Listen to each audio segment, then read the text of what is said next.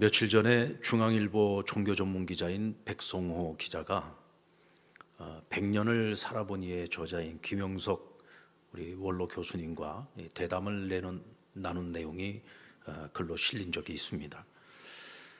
그 내용의 주요 골자를 보면은 인간이 행복하려면 어떻게 살아야 하는가라고 하는 주제를 가지고 대담을 한 내용입니다. 그 김 교수님이 100년을 살아보니까 정말 행복하고 싶은데 절대로 행복할 수 없는 사람들이 있더라는 거예요. 근데 그 행복할 수 없는 사람들을 크게 두 부류로 나눠서 설명을 했습니다. 그 첫 번째 부류는 정신적인 가치를 모르는 사람들이라는 거예요. 이 정신적 가치를 모르는 사람들은 그들의 모든 소망이 물질적 가치에 두고 살아가죠. 근데 우리가 잘 아는 것처럼 이 물질적 가치를 쫓아서는 절대로 우리가 행복할 수 없다는 것을 우리도 잘 알고 있습니다. 가령 복권에 당첨된 사람이 있어요. 한 100억짜리 당첨됐다고 한번 생각을 해볼까요? 별로 놀라지도 않네요. 100억짜리 당첨이 됐습니다. 정말 어느 날 갑자기 돈벼락이 떨어진 거죠. 우리가 생각할 때 그 정도 되면 이 사람 그 이후의 삶이 정말 행복하겠구나라고 생각할 수 있겠습니다만은 김영석 교수님 100년을 살고서 보니까 그런 돈벼락 맞아가지고 그 이후의 삶이 행복해지는 사람을 별로 보지 못했답니다. 정신적 가치를 전혀 지니지 못한 사람이 갑자기 그렇게 많은 재물을 갖게 되었을 때 오히려 그 많은 재물이 그 사람을 더 불행하게 만드는 것을 보았다는 거죠. 결국 돈이나 권력 혹은 명예를 쫓는 사람들은 그것을 차지해도 행복하지를 않아요. 왜냐하면 그것을 우리가 한마디로 얘기하면 소유욕이라고 할 수 있는데 이 소유욕이라고 하는 것은 끝이 없습니다. 아무리 채우고 또 채우고 또 채워도 밑 빠진 독에 물 붓기죠. 절대로 내가 원하는 것을 아무리 가득 채워도 만족이라고 하는 것이 없어요. 우리가 인생을 살아가면서 행복하기 위해서 반드시 해결해야 되는 과제가 있는데 그것이 뭡니까? 만족입니다. 아무리 많이 가지고 있어도 만족하지 못하는 사람은 행복할 수 없어요. 적게 가졌어도 주어진 것에 감사하고 작은 것에 만족하면서 살아갈 수 있을 때 그 사람은 행복할 수 있는 겁니다. 그리고 두 번째 유형은 이기주의입니다. 자기만 알고 살아가는 사람이죠. 오직 자기만을 위해서 살아가는 사람. 그래서 이런 사람들은 좋은 인격을 갖기가 어렵습니다. 여러분, 인격이라고 하는 것은 사람과 사람 사이에 인간관계 속에서 나오는 선한 가치라고 말할 수가 있죠. 그러니까 그 사람의 인격의 크기가 곧 그 사람인 거예요. 그 이상 넘어가지는 못합니다. 그러니까 그 사람의 인격이 그러면 그 사람 자체가 그런 거예요. 인격이라고 하는 그릇은요, 곧 그 사람의 크기라고 할 수 있습니다. 그럼 우리의 행복을 어디다가 담는 거냐? 바로 자신의 인격이라고 하는 그 그릇에다가 담는 것인데, 자기만 알고 자기만 보고 살아가는 사람은 인격의 크기가 워낙 작기 때문에, 그 그릇이 워낙 작기 때문에 아무리 거기다가 행복을 많이 담고 싶어도 담을 수 있는 행복의 크기가 지극히 작아질 수밖에 없다는 거죠. 김영석 원로 교수님이 말씀하시고 있는 이 행복론은요, 그냥 한 사람의 철학자로서 이론적 정의가 아닙니다. 이분은 100년을 살아봤어요. 100년을 살면서 인생의 경험을 통해서 깨달은 나름대로의 진리인 겁니다. 철학자로서 철학적 관점에서 자신이 살아온 인생을 한번 돌아보면서 인간은 행복해지려면 이런 삶을 살아야 돼라고 하는 나름대로의 정의가 세워진 거죠. 그래서 오늘 우리는 이분의 그 가르침을 그냥 흘려들어서는 안 된다고 생각합니다. 우리가 잘 마음에 새길수록 오늘 우리가 행복과 좀 더 가까워질 수 있지 않을까라는 생각을 하게 되죠. 예수님의 산상수훈 그 첫 번째 가르침인 팔복의 가르침은 예수님의 행복론이라고 말할 수 있습니다. 하나님께서는 우리가 행복한 삶을 살기를 원하십니다. 그래서 반드시 우리는 죄의 문제를 해결해야 돼요. 그리고 우리가 잃어버린 그 행복을 다시 회복할 수 있도록 하기 위해 하나밖에 없는 하나님의 독생자이신 예수님을 이 땅에 보내주신 것입니다. 그리고 예수님을 믿고 구원받은 하나님의 자녀들이 추구해야 하는 행복, 오늘 그리스도인들이 추구해야 하는 행복, 하나님의 의를 가지고 살아가는 사람들이 추구해야 하는 행복이 뭐냐? 그 행복이 뭔지, 그리고 그 행복을 우리가 이 땅에서 누리며 살아가기 위해서 우리가 마땅히 가져야 되는 마음과 자세와 태도가 무엇인지에 대해서 오늘 예수님이 팔복을 통해서 말씀해 주고 있는 것입니다. 여러분들, 우리가 이제 몇 주 전부터 쭉 같이 나누고 있는데요, 그 팔복의 첫 번째 복이 뭡니까? 마음이 가난한 자. 두 번째는요, 애통하는 자. 세 번째는 온유한 자. 근데 이 세 가지 복을 가만히 생각을 해보면 이게 전부 다 사람의 마음과 관계된 것들이에요. 가난한 마음을 가져야 됩니다. 애통하는 마음을 가져야 되고 온유한 마음을 가져야 됩니다. 이게 복 있는 자의 삶이라고 했어요. 여러분, 사람이요, 아무리 내가 복을 받고 싶어도요, 복 받을 마음이 없으면 복을 못 받습니다. 이런 마음이 없는 사람이 아무리 많은 것을 가지고 있어도요, 절대로 그 사람은 행복하다고 생각하지 않아요. 복된 마음을 가지고 있어야 그 사람이 행복할 수 있는 겁니다. 오늘 예수님께서는 너희가 먼저 너희의 마음을 잘 다스려서 이와 같이 복된 마음을 가져야 한다고 말씀하고 있는 거예요. 그 네 번째 복된 마음이 뭐냐? 의에 줄이고 목마른 자다라고 말씀하고 있습니다. 마태복음 5장 6절 말씀, 의에 줄이고 목마른 자는 복이 있나니 그들이 배부를 것이며. 주님이 말씀하시는 의는 헬라어로 디카이오시네라고 하는 단어인데, 이는 물질적, 정신적, 사회적 차원을 넘어서 영적인 차원에서의 의요, 이것을 통합적으로 말씀드리면 완전한 의라고 말할 수가 있어요. 성경은 하나님을 의로우신 하나님으로 소개합니다. 의로우신 하나님께서는 오늘 우리가 행복해지기를 원하세요. 그래서 우리가 가장 복되게 살아갈 수 있는 그 길이 뭐냐? 그것을 하나님의 의를 율법에다가 담아가지고 하나님이 사랑하는 사람들에게 주신 거예요. 그래서 하나님 이스라엘 백성들에게 율법을 주시지 않았습니까? 그것은 뭐냐면 너희가 이 율법을 지켜 행할 때에 너희가 이 하나님의 의를 이루며 복된 인생을 살아갈 수 있다라고 말씀을 해주신 거예요. 그런데 하나님께서 이스라엘 백성들을 지켜보시면서요, 많이 실망하셨어요. 이 율법을 하나님의 백성이고 하나님의 사람들인데도 불구하고 온전히 지키지를 못해요. 하나님의 의가 그 안에 담겨 있는데도 불구하고 그 하나님의 의를 온전히 쟁취하지 못하는 거예요. 거기서 인간의 한계를 깨달으신 겁니다. 인간이 아무리 애를 쓰고 노력을 해도 이 하나님이 원하시는 완전한 의는 스스로 쟁취할 수 없다는 것을 아신 거죠. 그래서 하나님이 이 땅에 예수님을 보내주신 겁니다. 그리고 하나님의 그 완전한 의를 예수 그리스도를 믿는 사람들에게 선물로 주신 거예요. 그래서 여러분, 신약 성경의 총 주제가 뭡니까? 하나님의 은혜입니다. 구약 성경의 총 주제가 뭐냐? 하나님의 의예요. 그러니까 이 하나님의 의가 온전히 완성될 수 있는 것은 하나님의 은혜로만 이루어질 수 있다는 거죠. 오늘 저와 여러분이 바로 그 하나님의 은혜로 말미암아 완전하신 하나님의 의를 선물로 받은 겁니다. 아멘입니까? 우리가 그 하나님의 의를 선물로 받은 거죠. 그래서 우리는 이미 하나님께서 우리에게 주신 그 하나님의 완전한 의를 가지고 살아가면서 여기서 멈추는 것이 아니라 더욱더 하나님의 그 의에 갈망하는 마음을 가지고 그 하나님의 의를 이 땅 가운데서 이루며 살아가기 위해 최선을 다해야 되는 겁니다. 그래서 오늘 예수님은 하나님의 의를 단순히 따라가는 삶이 아니라 적극적으로 갈망하는 삶을 살아가라고 우리에게 요청하고 계십니다. 여러분들, 공부에 관심 없는 자녀들이 있죠. 공부에 관심 없는 자녀한테는 아무리 좋은 선생님 갖다 붙여줘도 아무 의미도 없고 소용이 없어요. 왜? 지가 공부를 해야 되거든. 그러니까 아무리 좋은 선생님 갖다 붙여도 이 선생님이 얼마나 가치 있는 존재인지를 알지 못합니다. 그런데 이 아이가 철이 들었어요. 목표가 분명히 생겼습니다.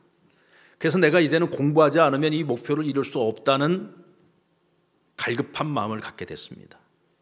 그러면 그때는 부모가 좋은 선생님 찾아주지 않아도요, 지가 필요한 부분을 채우기 위해서 지가 알아서 좋은 선생님을 열심히 찾아다닙니다. 그리고 자기가 갈급하기 때문에 열심히 공부하죠. 그러면서 자신의 부족한 부분들을 채워가면서 내가 만난 이 선생님, 오늘 나에게 가르쳐준 이 선생님의 가치가 얼마나 소중한지를 깨닫게 되는 거예요. 이것을 한마디로 말하면 갈망이라고 얘기하는 겁니다. 사람이 여러분 간절함이 있어야 되는 거예요. 무엇을 하든지 간절함이 없는 사람은요, 뜻을 이룰 수가 없습니다. 모든 열심도 간절함에서 나오는 거고요. 결국 행복이라는 것도 그렇습니다. 간절함이 있는 사람이 행복을 이룰 수 있는 거죠. 갈망은 분별력을 갖게 하고 감사하는 마음을 갖게 하고 열심도 갖게 합니다. 의에 줄이고 목마르다는 말은 며칠 동안 굶주린 사람, 사막에서 물이 없어서 지금 목이 말라 죽게 생긴 사람, 여러분 이런 사람에게 돈이 무슨 의미가 있고 세상의 명예가 무슨 의미가 있겠습니까? 이 사람들이 지금 가장 갈급한 게 뭐예요? 죽지 않을 만큼의 식량이죠. 죽지 않을 만큼의 마실 수 있는 물입니다. 지금 그런 상황 속에서 그것들을 간절하게 바라고, 이거는 생존의 문제잖아요. 먹지 않고 마시지 못하면 죽는 겁니다. 바로 그런 간절함, 이런 간절함을 무엇에 대해서 가져야 되느냐? 의에 대해서 가져야 된다는 거예요. 의에 대한 간절함. 세상적인 가치를 따르고 살아가는 사람들이 가장 쉽게 내뱉는 말이 뭐냐면 정의가 밥 먹여주냐 하는 말이에요. 정의가 밥 먹여주냐. 여러분들 정의가 밥 먹여줍니까? 이런 생각을 가지고 있는 사람들은 어디에다가 더 가치를 두고 살아가는 거예요? 정의에다가 가치를 두고 사는 거예요? 밥에다가 가치를 두고 사는 거예요? 이런 생각을 갖고 있는 사람들은 밥에 가치를 두고 사는 거죠. 그럼 우리가 상식적으로 생각하면 밥에 가치를 두고 살아가니까 이 사람은 항상 배불러야 될 거라고 생각을 합니다. 근데 여러분, 밥에 가치를 두고 살아가는 사람은요, 절대로 배부름이 없어요. 이 사람들은 항상 허기져 있습니다. 왜냐하면 아무리 채워도 채워지지 않기 때문에 그런 거죠. 그러니까 불행해질 수밖에 없어요. 자, 근데 마태복음 6장 33절 말씀 보면 그런즉 너희는 먼저 그 나라와 그의 의를 구하라. 그리하면 이 모든 것을 너희에게 더하여 주시리라 그랬어요. 의에 줄이고 목마른 자는 복이 있다. 그래서 의에 줄이고 목마른 사람들은 항상 먼저 그 나라와 그 의를 구한다는 거예요. 하나님 나라와 하나님의 의를 먼저 구하는 겁니다. 그리하면 이 모든 것을 더하여 주시는데 이 모든 것에 무엇이 포함되어져 있느냐? 의식주 문제가 포함되어져 있는 거예요. 여러분들, 우리가 인생을 살아가면서 대부분 많은 시간들을 무엇을 위해서 살아가죠? 무엇을 먹을까? 무엇을 입을까? 쓸까? 거의 대부분이 의식주 문제입니다.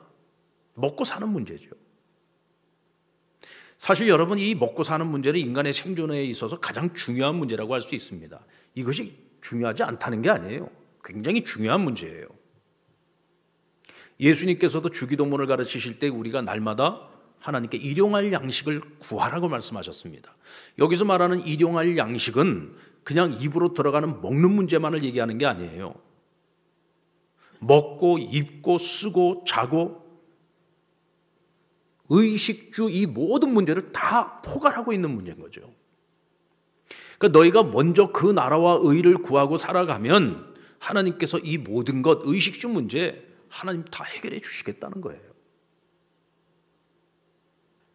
만약에 우리가 일평생 살아가면서 맨날 이 먹고 사는 문제, 의식주 문제만 집착을 하면서 살아간다면 우리 인생이 얼마나 초라해지겠습니까?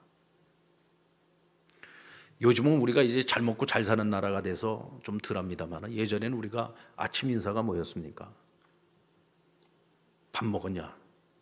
하도 못 먹고 사니까 밥 먹었냐가 인사였어요. 근데 지금 우리나라가 얼마나 잘 사는 나라예요? 세계에서 제일 잘 먹고 잘 사는 나라잖아요. 여러분, 전 세계에서 위하수병이라는 병을 가지고 있는 나라는 우리나라밖에 없습니다. 그 위하수병이 뭐예요? 하도 먹어갖고 위가 밑으로 쳐져버린 거야. 우리 한국 사람들은 이 주로 먹는 거에 굉장히 집착이 강해요.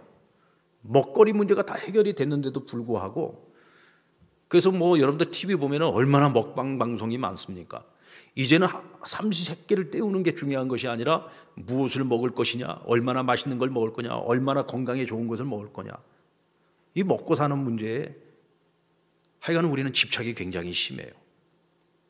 자, 근데 여러분, 우리 예수 믿는 사람들이, 하나님의 의를 가지고서 살아가는 사람들이 세상 사람들과 똑같이 먹고 사는 문제에만 집착을 해가지고 살아가고, 오늘도 무엇을 먹을까, 얼마나 맛있는 걸 먹을까, 얼마나 더 건강에 좋은 걸 먹을까, 맨날 거기에만 집착을 하고 살아간다면 그거 너무 부끄러운 일 아닙니까?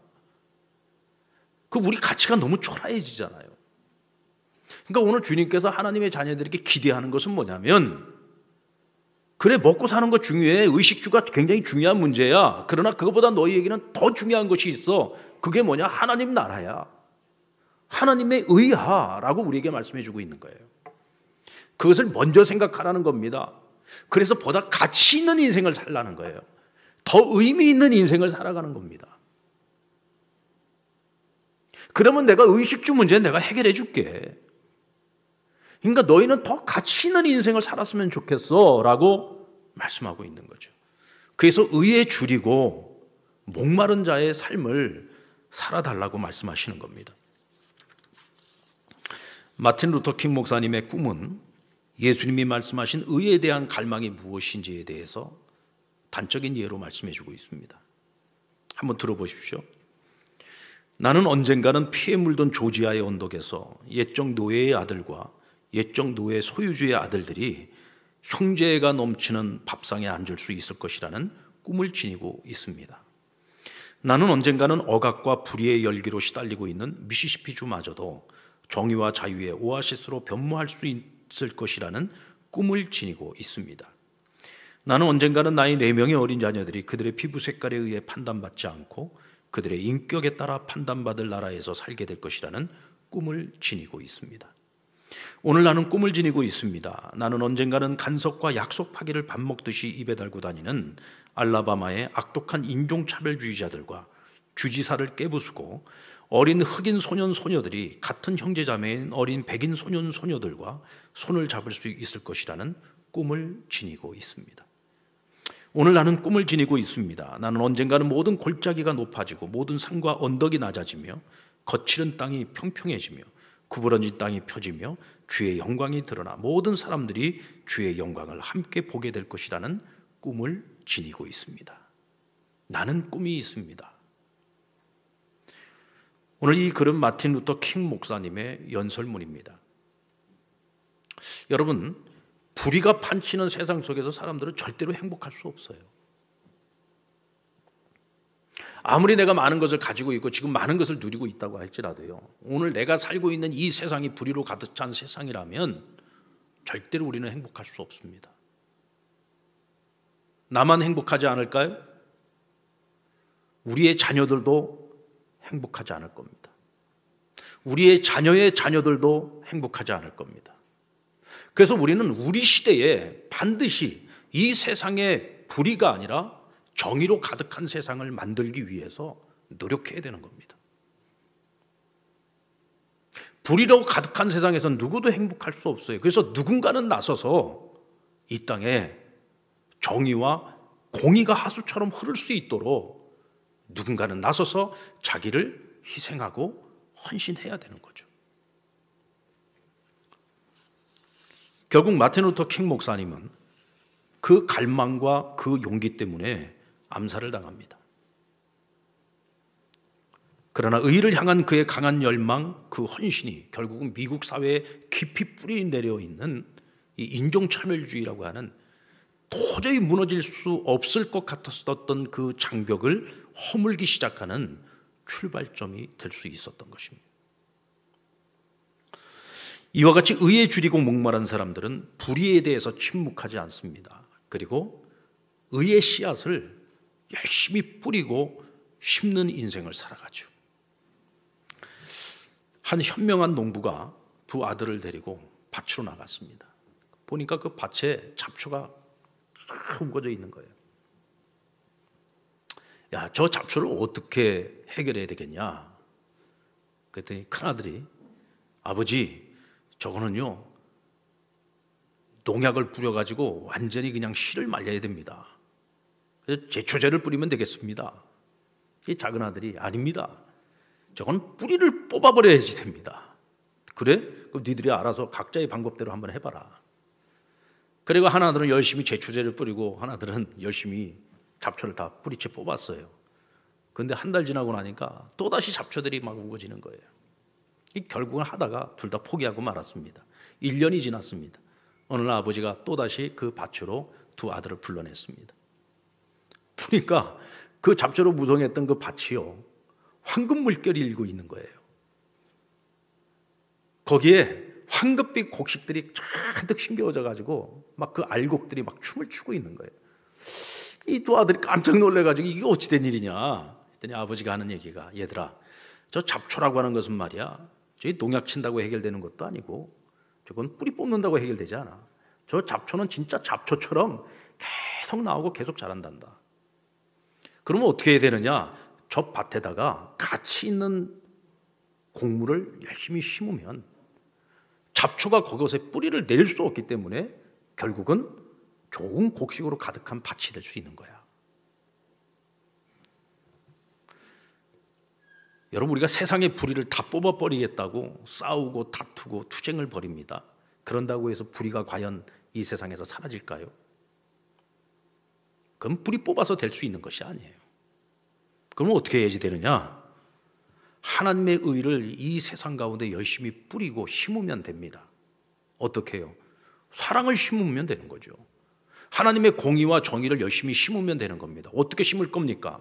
그것은 오늘 이 땅을 살아가는 그리스도인들, 하나님이 주신 완전한 의를 가지고 살아가는 사람들이 열심히 이 땅 가운데에서 우리의 삶으로 하나님의 말씀을 지켜내야 되는 거예요.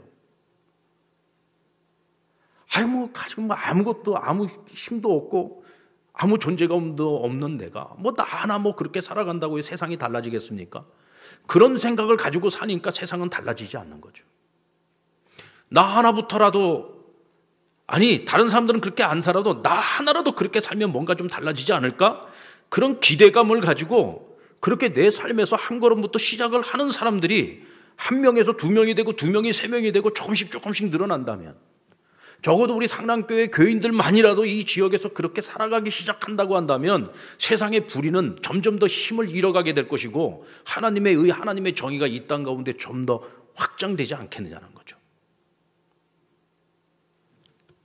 마산 진동에서 함안 쪽으로 이렇게 쭉 들어가다 보면은 대현마을이라는 곳이 있습니다.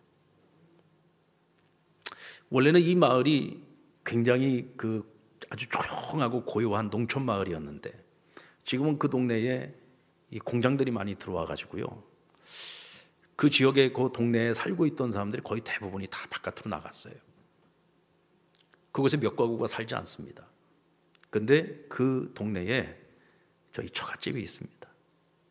이 사람들이 이제 다 떠나버려 가지고 집들이 다 흉가가 돼 버렸어요. 폐가가 돼 버리고 거의 저희 처갓집도 오랫동안 그 집에 사람이 살지 않아 놓으니까 이 집이 그냥 거의 폐가가 되다시피 했어요.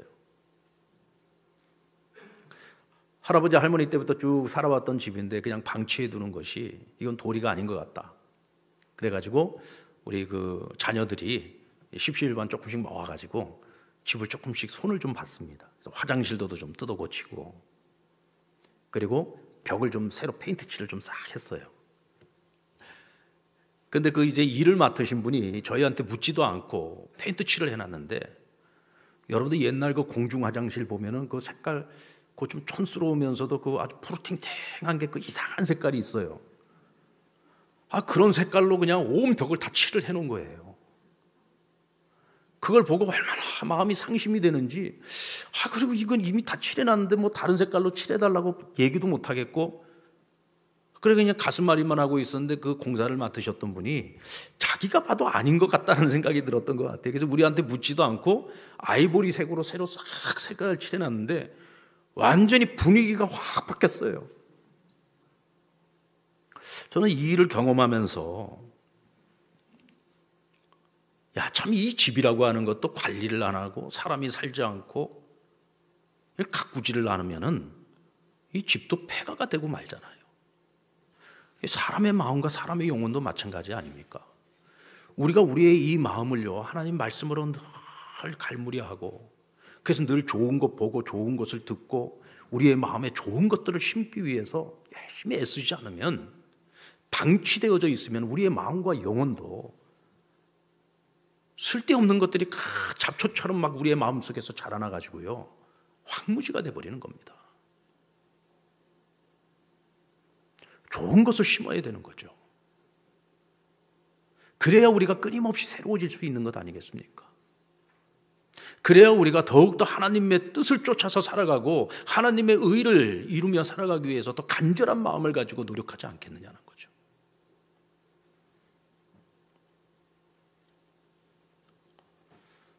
여러분, 먼저 내 마음부터 하나님 말씀으로 페인트 칠을 하시기 바랍니다.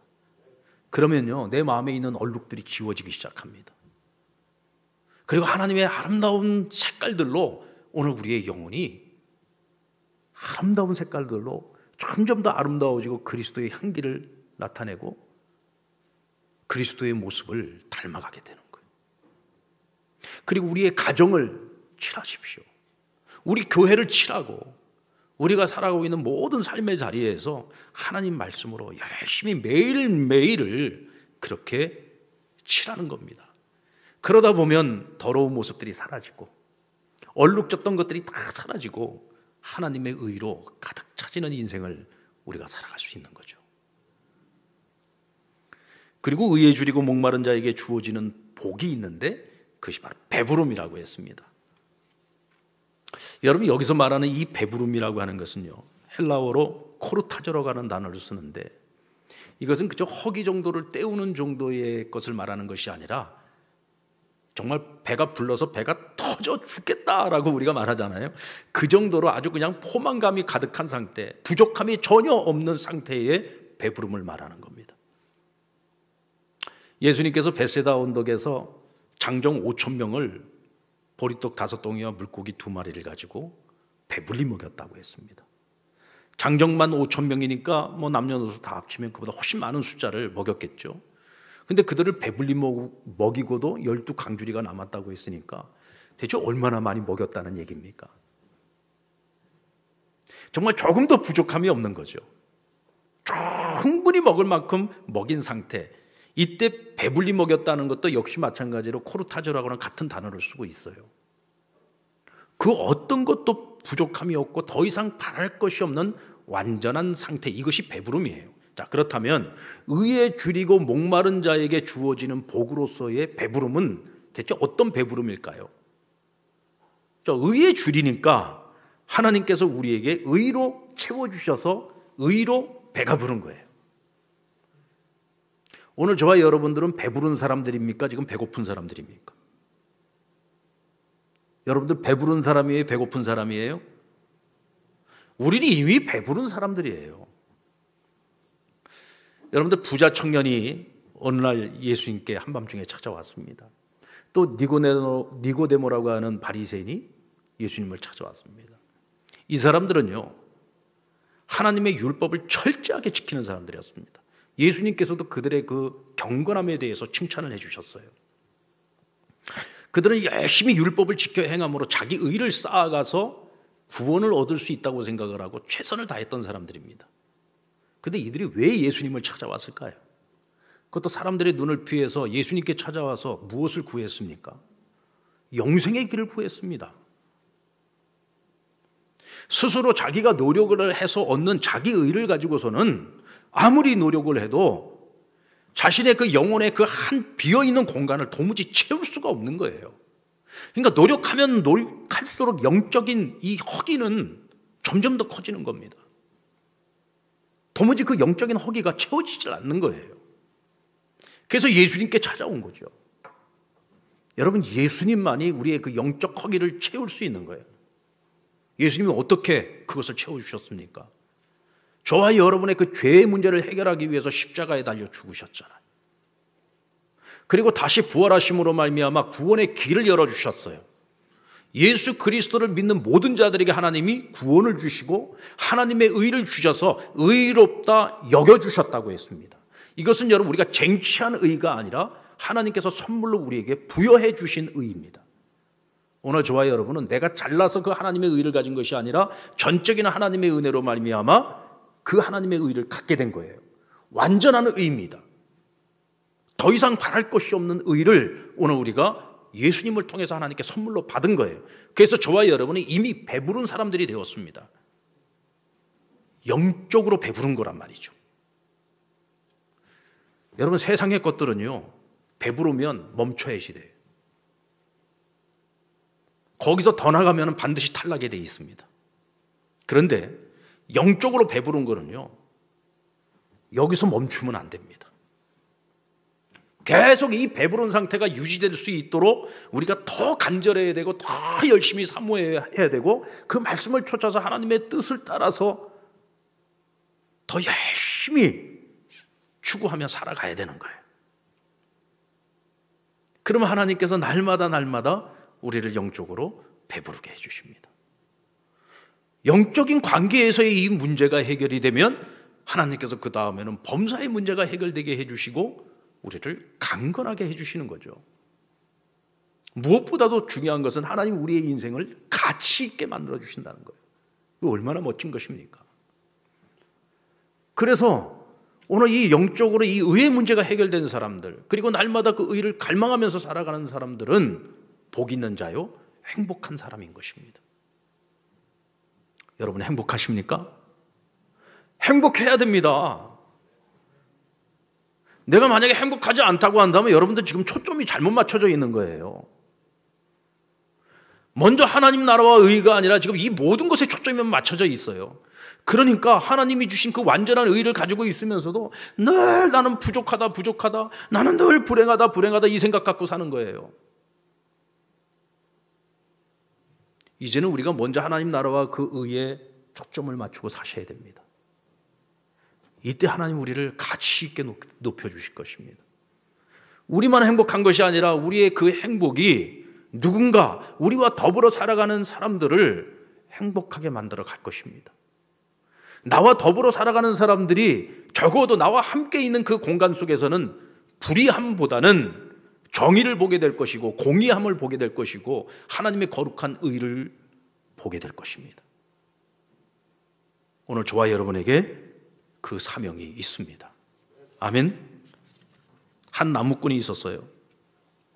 늘 그는 나무를 하러 갈 때마다 큰 바위를 지나가게 됐는데 그 바위를 볼 때마다 이 나무꾼이 어떤 생각을 했느냐면 참 저 바위는 어쩜 저렇게 의젓할까. 항상 그 자리에서 흔들림 없이 든든하게 그 자리를 지키고 있는 거예요. 참 의젓하다. 그리고 그 모습이 너무 인자해 보이는 거예요. 그 바위가. 그래서 나도 저 바위처럼 의젓하고 정말 인자한 사람이 되었으면 좋겠다. 그 마음의 소원을 갖게 된 거죠. 늘 그렇게 기도하고 늘 나무를 하러 갈 때마다 그 바위를 볼 때마다 저 바위를 닮고 싶다 이런 생각을 했어요. 어느 날 자기 친구에게 이야기를 하면서 그 바위를 한번 보여주고 싶은 거예요. 친구를 데리고 가서 그 바위를 보여주는데 이 친구가 깜짝 놀랍니다. 왜냐하면 그 바위의 모습과 이 나무꾼 친구의 얼굴이 너무 똑같이 닮은 거예요. 이쯤 되면 뭔 얘기인 줄 아시겠죠? 늘 그 바위를 보면서 나도 저 바위처럼 되고 싶다. 그런 간절한 소망을 가지고서 바라보다 보니까 어느 순간서부터 자신의 삶의 모습이 의젓하고 인자한 모습으로 변해가기 시작한 거예요. 우리가 하나님의 의를 가지고 늘 하나님의 의에 대한 갈망을 가지고 늘 주를 바라보면서 살아갈 때 우리는 어느 순간서부터 주님의 모습을 닮아가야 합니다. 여러분 지금 나는 세상을 더 닮아가고 있습니까? 예수님의 얼굴을 더 닮아가고 있습니까? 만약 우리가 예수님의 얼굴을 닮아가지 못하고 있다고 한다면 오늘 우리 지금 초점이 잘못 맞춰져 있기 때문일 겁니다. 오늘 이 예배를 마치고 여러분들 집에 들어가셔서 지금까지 나는 살아오면서 어디에다가 우선순위를 두고 어디에 초점을 맞추고 살아왔는지를 한번 잘 생각해 보시고 그런 후에 거울을 한번 보시기 바랍니다. 거울에 비춰진 내 모습이 주님을 닮아가고 있는지 아니면 세상을 닮아가고 있는지 한번 우리 스스로를 점검해 봤으면 좋겠습니다. 그리고 나는 무엇으로 배부르기를 원하는지, 나는 무엇으로 배부르기를 원하는지, 그것을 다시 한번 생각해보고 오늘 이 땅 가운데 우리에게 주어진 그 사명을 다시 한번 생각했으면 좋겠습니다. 그리고 날마다 의의 씨를 뿌리십시오. 아멘. 내가 살고 있는 삶의 자리에서부터 의의 씨를 뿌리십시오. 적든 많든 시작하시기 바랍니다. 그러면 분명히 변하게 될 겁니다. 달라질 겁니다. 그래서 우리는 항상 배부른 인생을 살기를 주의 이름으로 축원합니다.